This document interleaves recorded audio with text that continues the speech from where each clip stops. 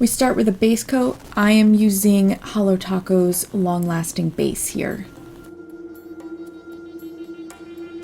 And we're going to add a coat of a base color. I wanted green. I went with Holo Taco's Green Taffy.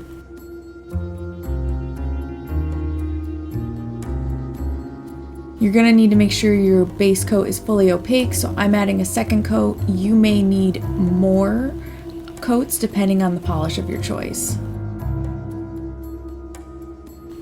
Now we're going to pick up a stamp. I'm using MXM088 with straight up black.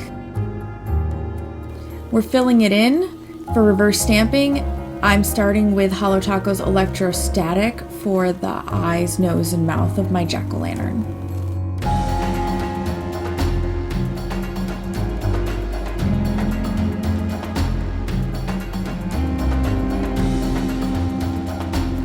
For the orange, I'm using Holo Taco's Orange Drink.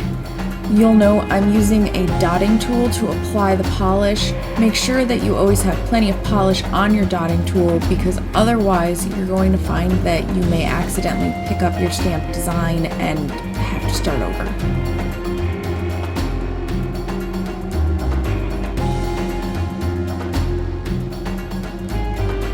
Now we need to make the top of our nail tacky. You can use a sticky base coat, but I'm just using Holo Taco's Super Glossy Taco and letting it dry about 50%. Now we can stick our reverse stamp to our tacky top.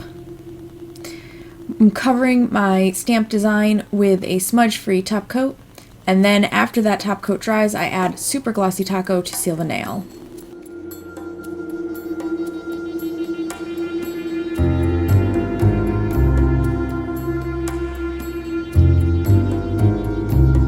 Ta-da!